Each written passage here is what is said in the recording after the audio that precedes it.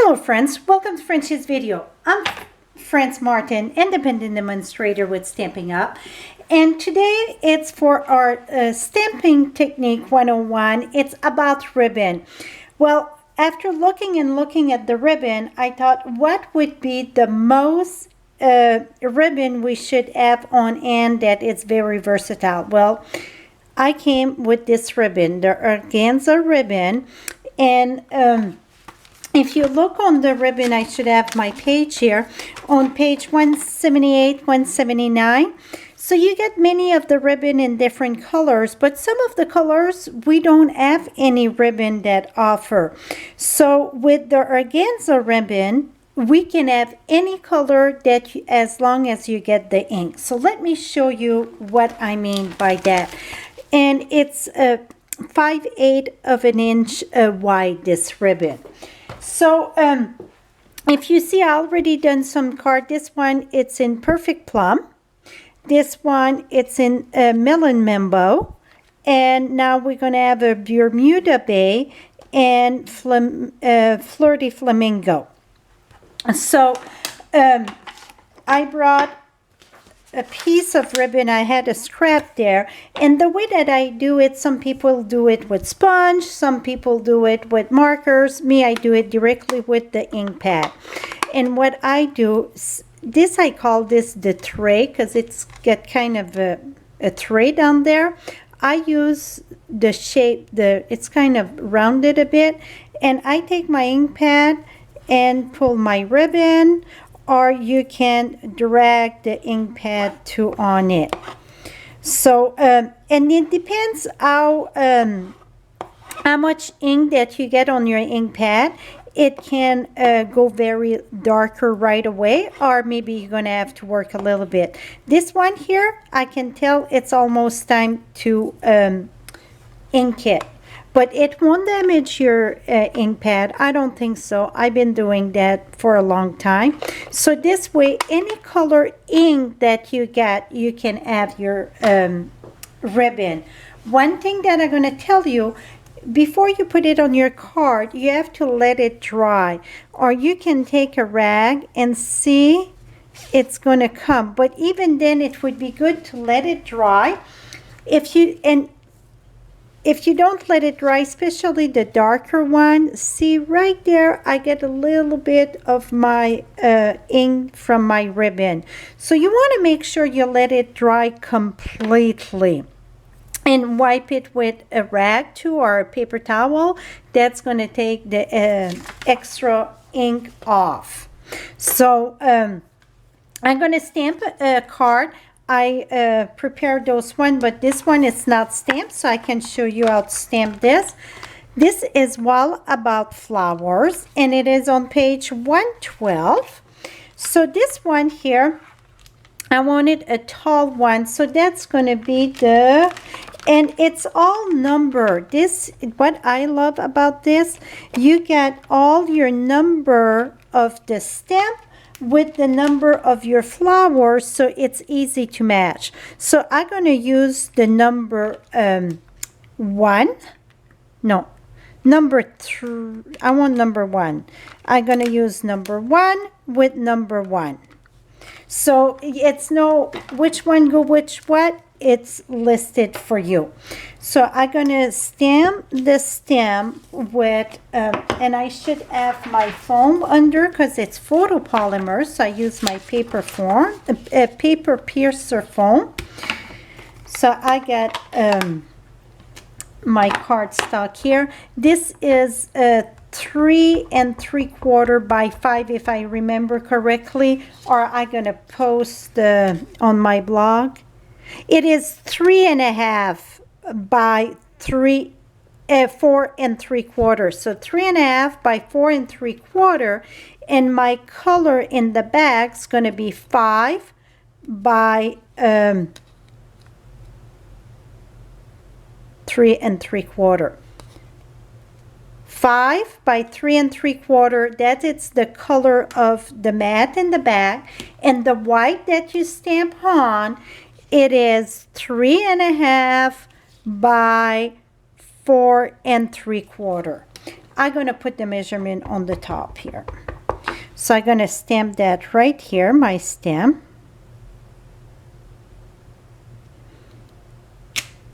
Et voila. Now I'm going to stamp my flowers in Flirty Flamingo, and that's going to be the color of our ribbon. Oh, not too bad. Make sure it's stay good there. Let's see how much damage we get there. I think it's going to be okay. Here we go. A little bit there. I won't worry about that.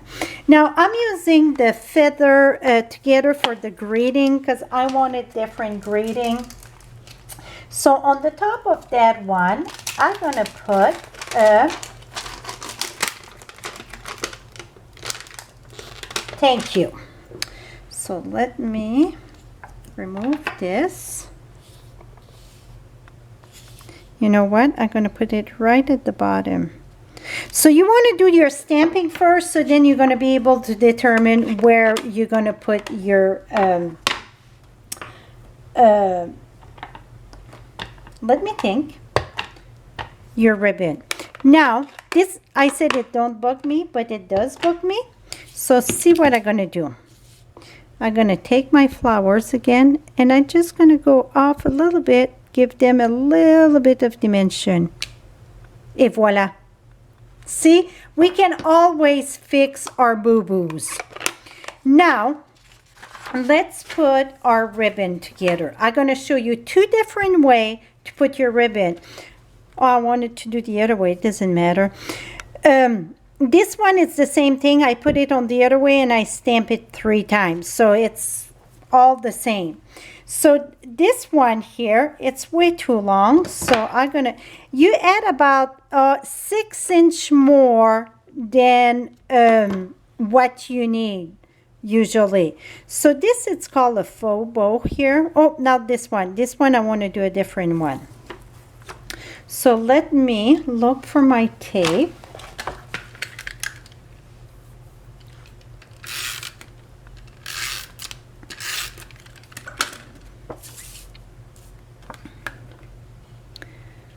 Put that right here.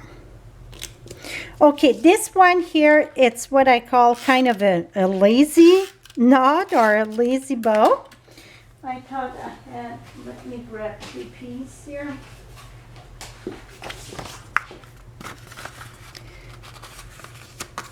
Gonna have my base of my cardstock ready.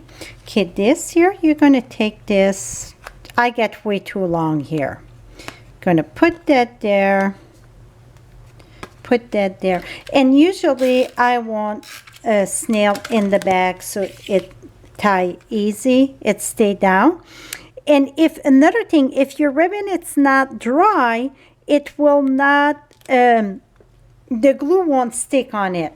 Now with that extra piece that we cut off, you're going to pass that under and just do a little knot. So I call this a lazy bow. Some people like that. I like the fake bow better. So it's whatever you prefer. And then I just trim my ribbon. And if you see it want to pop there, it want to go under, don't worry about that. Take a glue dot.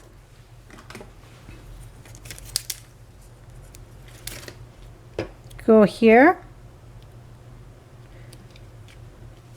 Voila. It stay right then.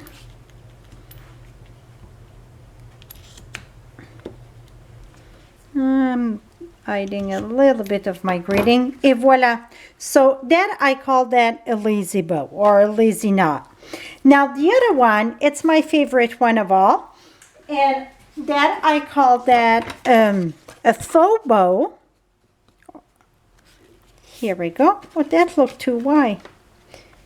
It is too wide. Is that too wide? No, I think that's the right size. Here we go. Okay, the Bermuda Bay, what you're going to do, and if you, I had done for this way, I stamp it without thinking, I guess. For the faux bow, you're going to need about 6" more than the length of the way that you want to put your bow, about 6". Now I'm going to have way too much. Like I said, I was planning to do the other way. So I just do a regular knot around my finger, or you can use like maybe a big marker or a thing around the glue. Me, I like to use my finger. So I did one, and then I'm going to come back. So it's a double knot. And the inside, it's flat. And now we're gonna put the snail in the back of this here. Gonna put that right here. I got way too long. Let me do a little bit of a haircut here, a trim of the ribbon.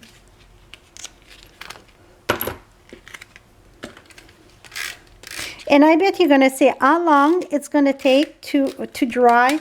Well, in Wyoming, it didn't take long. But trust me, in Texas, it takes a long time stuff to dry. I can wash my hair in the morning, and by the time I go to bed, it's still wet. It's so humid here, so it depends on where you live. So, and then I'm going to take my scissors, just go diagonal. Et voila. If you cut a little bit off, that's okay. You can come and trim it. And now you get your faux bow.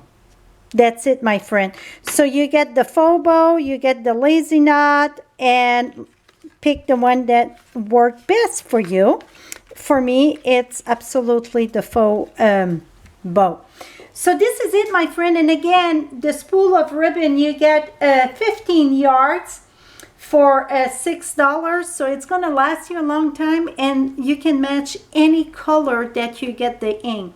So thank you so much for watching, and for all your Stampin' Up product, visit my blog at FrenchieStamps.com. Have a lovely day, my friends.